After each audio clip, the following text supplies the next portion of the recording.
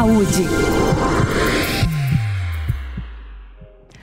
Olá, sejam muito bem-vindos ao Jovem Pan Saúde que está começando agora. Eu sou Lívia Zanolini e no programa de hoje vamos falar sobre depressão infantil.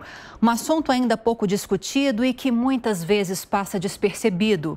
E quem está com a gente hoje para falar um pouco mais sobre essa doença, tratamento e a possível relação com a pandemia é a doutora Priscila Dossi, médica psiquiatra, especialista em psiquiatria da infância e adolescência, e o doutor Marcone Oliveira, pediatra com especialização em neurologia infantil.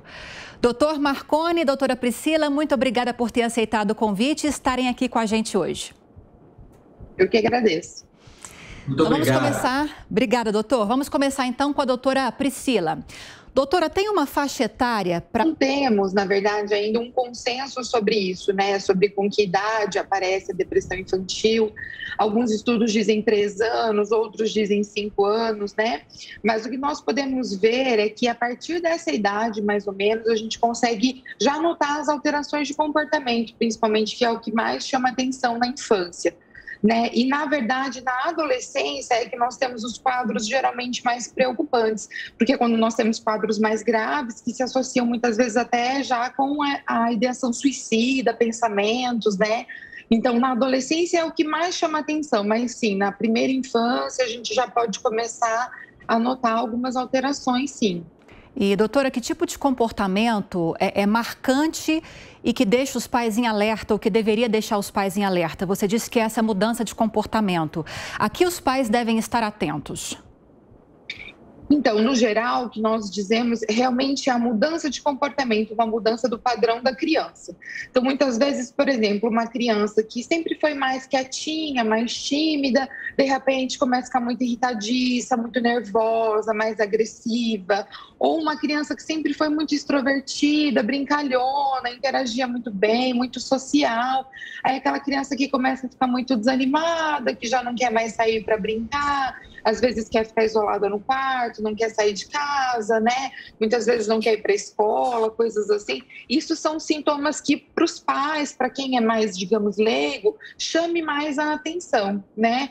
Mas nós temos também outros sintomas que pode parecer sintomas assim aleatórios, por exemplo, uma dor de cabeça frequente, que não tem uma causa específica, uma dor abdominal, né, muitas vezes ali na região periumbilical, ou um enjoo, uma náusea, às vezes até muitas vezes vômito, aquele desconforto gástrico sem uma causa aparente. Tem crianças que são viradas do avesso em exames e não encontram nada, né? E no adolescente é que nós temos uma clareza maior de sintomas depressivos, mas também não necessariamente. O que eu digo assim, uma clareza de sintomas depressivos do que nós conhecemos mais popularmente.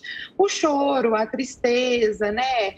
O desânimo, um discurso de maior desesperança, a gente tem mais frequente no adolescente do que na criança. Mas no adolescente nós também temos essas questões das dores inexplicadas, né? Que a gente fala uma somatização de sintomas depressivos, a irritação também pode estar frequente. A gente também tem o isolamento no adolescente, né? Então, assim, esses basicamente são os sintomas que mais chamam a atenção. Outras questões que nós também temos importante é em relação ao apetite e ao sono, né? Então, uma criança que dormia bem passa a não dormir bem, ou uma criança com sono excessivo, né? Na alimentação também segue mais ou menos esse padrão, a criança fica inapetente ou tem períodos de compulsão alimentar, até que você vê que não é fome, mas come, como se fosse para preencher alguma coisa, né? Fica comendo, muitas crianças até passam mal. Então, essas mudanças de padrão chamam a atenção para a gravidade e para um início de quadro também de depressão. Ok, doutor Marcone, a doutora Priscila estava explicando que os sintomas podem ser até físicos. Por que essa relação da depressão com os problemas físicos também? Um enjoo, uma dor de cabeça? Qual seria a explicação para essa ligação? Então, o que a gente tem que entender é que a criança, ela não sabe falar, contar os sentimentos que ela está tendo, né? Eu não sei falar que eu estou tendo tristeza, eu não sei falar que eu estou tendo um humor depressivo. Então, o que acontece? Ela somatiza, ela transforma aquelas características clínicas em outros sintomas, né? que a doutora já falou, de dor abdominal, de recusa alimentar ou alimentar de forma exagerada. E podem surgir outros sintomas, né? Assim, enurese noturna, que é fazer o xixi na cama à noite, dificuldade escolar, queda no rendimento escolar. Sempre que a gente fala em depressão, a gente espera uma criança que diminui o comportamento, mas a gente pode ter crianças também que aumentam o comportamento, né, com agitação, com irritabilidade. Então, o que está acontecendo no fundo é que essa criança está somatizando esses sintomas, está trazendo uma somatização para esses sintomas. Por isso, há então a formação do jeito que a gente vê na criança, lembrando que ela não sabe te contar, a criança ela não sabe falar, então ela somatiza esses sintomas. Doutor, então hiperatividade pode ser um sintoma de depressão? A agitação pode ser um sintoma de depressão, sim. Agitação, irritabilidade, agressividade. Lembrar que essa criança está em sofrimento, né? Essa criança está passando por um processo que é realmente um sofrimento. E o que ela faz? Ela tenta resolver esse problema de alguma forma. O corpo reage tentando resolver. E uma das formas de ela tentar resolver é ficando mais impulsiva, mais irritada e mais agressiva. Lembrar também que a depressão são alterações dos neurotransmissores cerebrais que controlam esses comportamentos, né? Essa agitação ou calma, essa irritabilidade.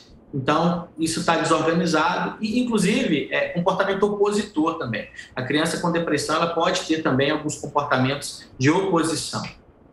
Doutora Fernanda, como é o diagnóstico? Os pais percebem que há essa alteração de comportamento, até esses sintomas físicos, mas como é feita a constatação da depressão? No geral, a constatação é clínica mesmo, né? Se nós tivermos muita dúvida em relação a alguns sintomas que a criança tem, faça uma investigação clínica, por exemplo, com um pediatra, né? Muita dor de cabeça, muito vômito, coisas assim. Mas, no geral, a gente consegue ver por exemplo, a queda realmente no rendimento escolar, um isolamento social maior, uma dificuldade maior assim, até na convivência dentro de casa, um isolamento maior. Então, a gente faz o diagnóstico clínico, né? Normalmente a gente faz por critérios clínicos mesmo, né? Essa alteração de comportamento, esses sintomas que a criança apresenta.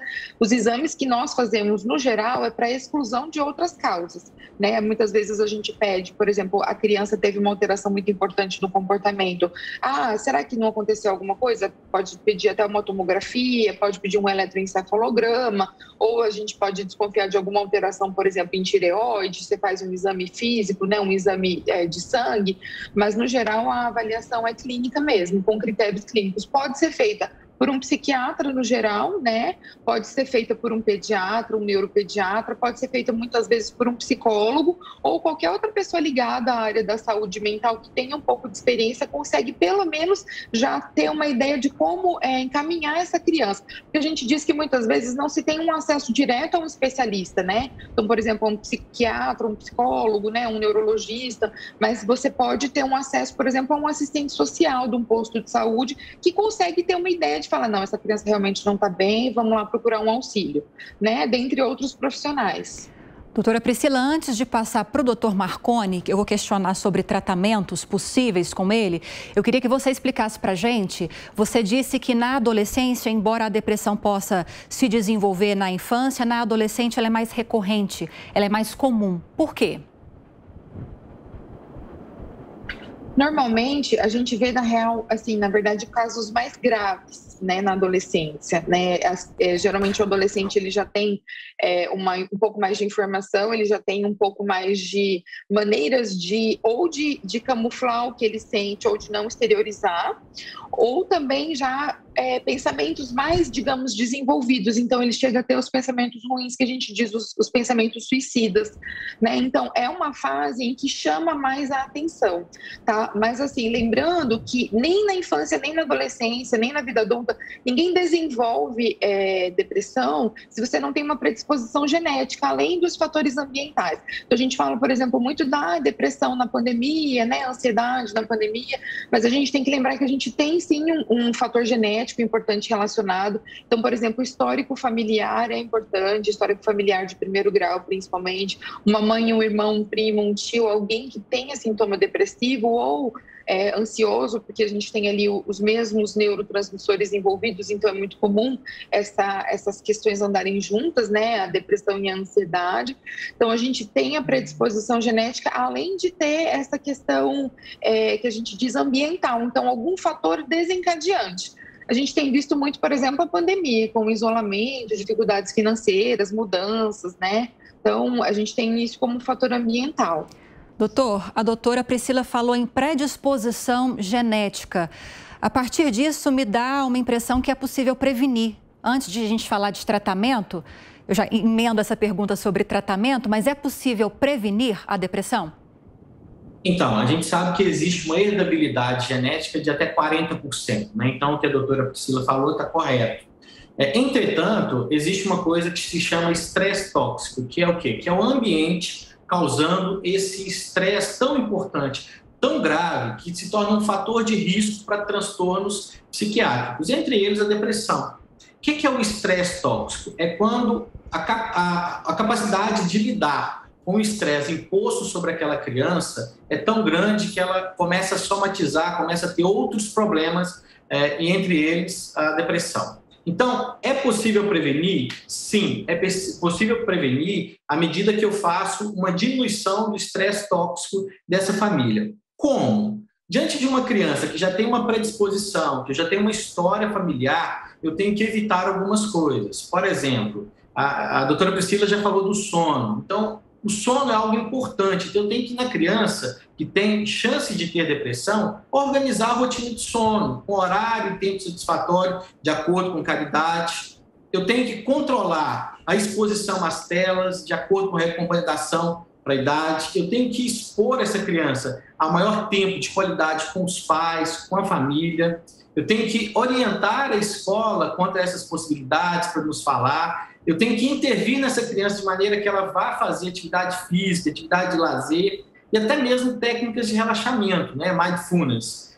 Então, sim, é possível prevenir, sim, esse transtorno. Claro que existe uma herdabilidade, existe uma causa genética, existe um comportamento genético por trás, mas com o ambiente a gente consegue controlar, sim, muitos desses casos. E aí, eu gostaria de complementar que o grande problema hoje é a pandemia, né? A pandemia dificultou tudo isso aqui que eu acabei de falar, né? A gente teve, então, um bloqueio, né? A criança não pode ir para a escola, a criança não pôde ir fazer atividade física, a criança diminuiu o relacionamento social, o pai veio para dentro de casa, mas o pai começou a trabalhar dentro de casa e, por isso, diminuiu o tempo de atenção sobre essas crianças. Então, tudo isso gerou um aumento do estresse tóxico sobre essa criança e, provavelmente, a gente vai ver nos próximos anos o aumento do número de crianças com quadros de depressão. A saída, então, para tentar evitar seria justamente essas medidas preventivas. Doutora, ia dizer alguma coisa? Fica à vontade, doutora, pode falar. Eu queria aproveitar o gancho dele e fazer um adendo de questões que eu acho bem importantes, que ele falou da questão do estresse tóxico, duas situações que nós temos muito comuns, que eu acho que vale muito a pena a gente ter uma atenção. Uma delas é o que a gente fala, o famoso bullying escolar, né? Ou até bullying na escola, e agora a gente tem a nossa nova modalidade, que é o bullying virtual, né, que nós vemos com muita frequência. Então, a gente tem aquela questão de menosprezar a criança, de diminuir a criança, né, o adolescente tem muito isso. A gente tem aquela questão também das crianças se exporem muito nas redes sociais. Então, ele falou a questão do tempo de tela conforme a idade. Eu gosto muito de reforçar sobre a questão da supervisão dos pais, independente da idade. A gente nunca tem certeza absoluta de quem está ali do outro lado, né, na questão de redes sociais e até em jogos, né, conteúdos também violentos. Eu acho que são coisas que deixam a criança mais ansiosa, mais, assim, adrenalinada. Então, tudo isso acaba sendo um estresse a mais. E nós temos também a questão do ambiente mesmo familiar. Eu achei bem legal ele ter falado a respeito da redução do tempo de qualidade, mas a gente tem uma coisa que a criança ainda não conseguiu desenvolver bem, que pode acontecer de uma má interpretação que é muito frequente na criança, que é a questão da culpa.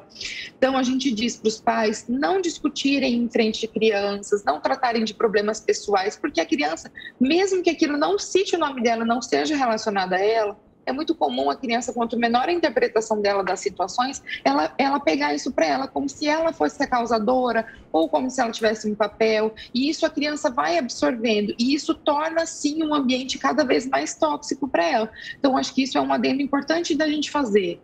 Com certeza. Doutor Marconi, a doutora Priscila falou do bullying virtual. Eu nunca tinha ouvido essa expressão, mas eu sei que isso é um fator de risco também para a criança, para o adolescente desenvolver a depressão, principalmente nos tempos modernos, né, nesses últimos anos. Além da supervisão que ela explicou para a gente, a limitação do tempo de exposição também é importante? Da disposição que eu digo às redes sociais, à internet, enfim.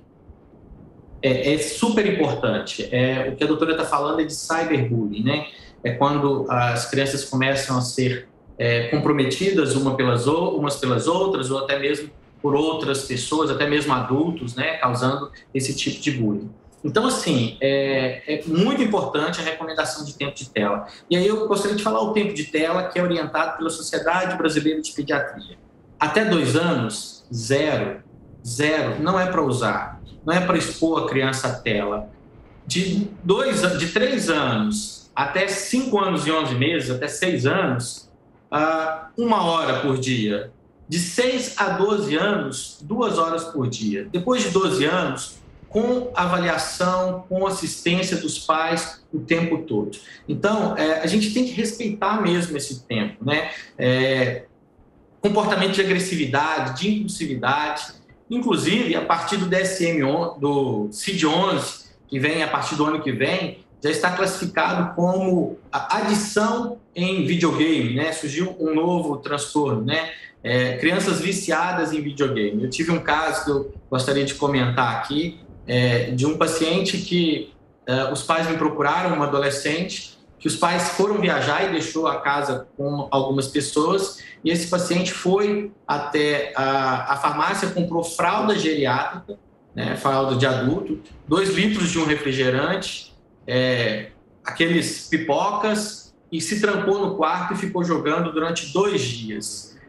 Isso mostra para nós o quanto essa criança, esse rapaz, estava dependente do jogo, né? Então, olha quanto a exposição pode agravar, o quanto o tempo de exposição pode agravar a nossa vida, né? Trazendo transtornos para essa criança, para mim já era um caso de intervenção. Então, assim, ficar atento ao bullying, ficar muito atento ao bullying, ficar muito atento ao tempo de tela. E aí a internet é um livro aberto, ela pode caminhar por todo mundo. Se a gente não estiver ali ao lado, intensamente ali, olhando os nossos filhos, certamente eles vão caminhar por caminhos bem complexos. Então, é importante sim a vigilância e ficar atento quanto à prevenção do bullying, evitando o estresse tóxico dessas crianças. Tá certo. Doutor, vamos retomar a questão do tratamento, que eu cheguei a questionar, mas a gente entrou nesse outro assunto que é muito importante. Feito o diagnóstico de depressão em crianças e adolescentes, quais são os tratamentos? Então, olha só, a primeira coisa que eu queria discutir é que, quando a gente fala tratamento, o pai que está do outro lado, o pai costuma pensar assim, olha, já vai dar remédio ao meu filho. Então, o remédio às vezes é necessário e é importante, mas hoje, cada vez menos, o tratamento tem sido só remédio. O tratamento hoje é um conjunto de medidas, né?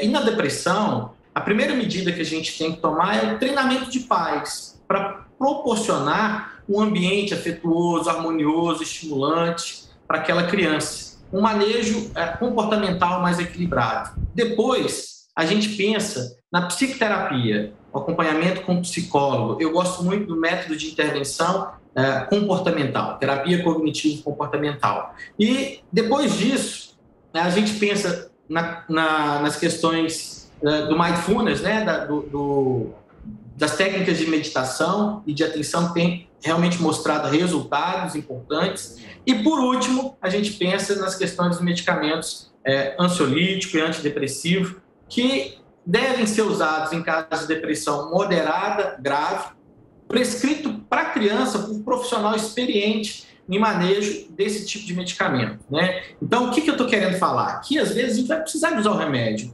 mas se eu estou no início, se eu estou começando a investigar e eu não vejo risco iminente para aquela criança, há ainda a possibilidade de outras tentativas, de outras alternativas. É claro que se tem um prejuízo muito grande, se eu estou inseguro quanto à possibilidade de complicação daquela criança, eu inicio o tratamento medicamentoso logo de cara. Mas o tratamento não é só remédio, são vários pilares e o remédio está ali junto para ajudar e ele é bem utilizado, ele tem uma resposta muito boa. Doutora Priscila, foi justamente o que você chegou a mencionar em uma das respostas anteriores, né? Cuidar desse ambiente doméstico, cuidar dos locais onde a criança frequenta, não só o ambiente doméstico é muito importante. Agora, o que eu quero te perguntar é o seguinte, qual que é a importância do tratamento? Se ele não é feito, esse quadro pode evoluir para uma situação mais grave, para um problema mais grave? Com certeza, né? A gente tem uma porcentagem baixa, mas a gente tem uma porcentagem de remissão de quadros espontaneamente, digamos assim, que são pessoas que têm quadros ao longo da vida, vão ter outros quadros provavelmente futuramente, mas que conseguem sim uma melhora, digamos, espontânea, eu digo, sem tratamento medicamentoso, tá? Com certeza alguma outra mudança ambiental teve, seja com o papel da terapia, seja uma mudança de rotina, né? Mas isso a gente tem para quadros mais leves, né? Quadros moderados a graves, exatamente como o Dr. Marconi falou, geralmente precisa sim da intervenção da medicação junto, né, para a gente não ter uma evolução para quadros mais graves. E no geral, mais graves ainda, eu digo, né? Mas no geral, o uso da medicação é fundamental para a gente dar uma segurada nisso, junto com o conjunto de fatores. E a gente tem sim, a gente pode ter sim um desfecho mais grave em situações em que não há um tratamento adequado. Igual nós falamos mesmo da ideação suicida, planejamento, pensamentos, né?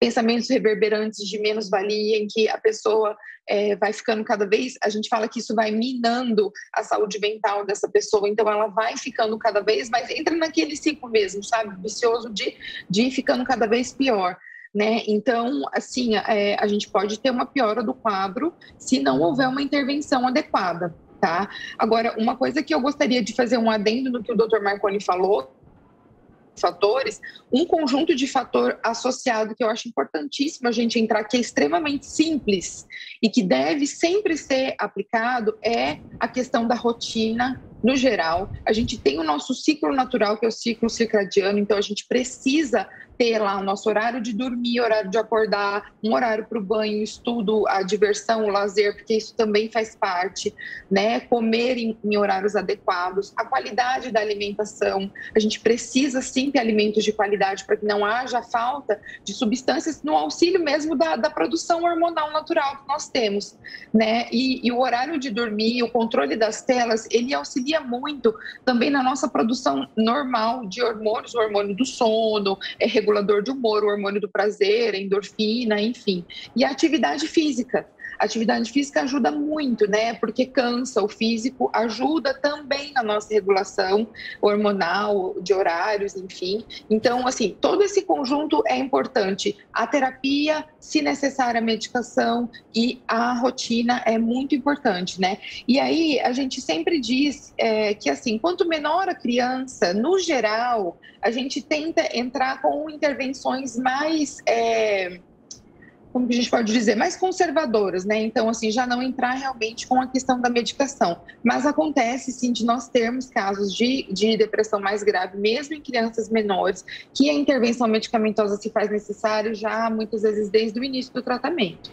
Doutor Marconi, a gente está caminhando para os últimos minutos, mas eu vou fechar com uma pergunta para o senhor. Nós chegamos a falar da pandemia, né? Que é a redução das atividades, menos atividades extraescolares, a falta de condições para frequentar as escolas com ensino remoto também contribuiu. Tudo isso contribuiu para que crianças e adolescentes pudessem desenvolver com mais frequência essa depressão. Então, é muito importante, mesmo nesse período de pandemia, tentar manter uma rotina com os filhos, né? Para tentar evitar esse problema. Exatamente. É super importante manter essa rotina. É super importante os pais, né, se aproximarem dos filhos durante esse processo. Eu queria só lembrar um pouquinho atrás que a depressão também ela pode apresentar comorbidades, né? O que são comorbidades? A possibilidade de ter um outro transtorno quando eu já tenho um transtorno de base. E aí eu queria falar do transtorno da ansiedade, do abuso de álcool, do abuso de substâncias, né? Álcool e drogas, do TDAH, que é muito falado, do transtorno opositor desafiador, do transtorno de conduta, e muitas vezes assim, ele só é ansioso, ele só tem déficit de atenção. E aí vai ver por baixo a gente tem um quadro de base mais importante do que esse que a gente está vendo só superficialmente. Então, ficar atento a essas comorbidades e realmente é bem importante a família se organizar em volta da criança, a família ter a organização de rotina do sono, do conteúdo de tela, de autocuidado, ter rotina, né? Eu brinco, Lilian, que até o Pequeno Príncipe, lá de Saint-Exupéry, gostava de ter rotina, né? A raposa fala com o Pequeno Príncipe assim, olha, quando você vier me visitar, você vem lá pelas 4, porque pelas 3 eu já estarei ali te esperando, vou ficar feliz. Mas se você chega a qualquer momento, eu vou ficar ansiosa, eu vou ficar estressada e não vai dar certo. E a nossa vida também precisa de rotina e a criança mais ainda, né? Nós temos realmente que ter rotinas para as nossas crianças, todo mundo gosta de rotina. Fazendo isso, a chance de complicação de um quadro, de uma gravidade, diante de um diagnóstico de depressão, certamente irá diminuir só com a presença da família, só com a organização da vida daquela criança, diminuindo o estresse tóxico em volta daquela criança. Eu digo que eu, aos 33 anos, sou viciada em rotina, então eu compreendo completamente o que você explicou, doutor.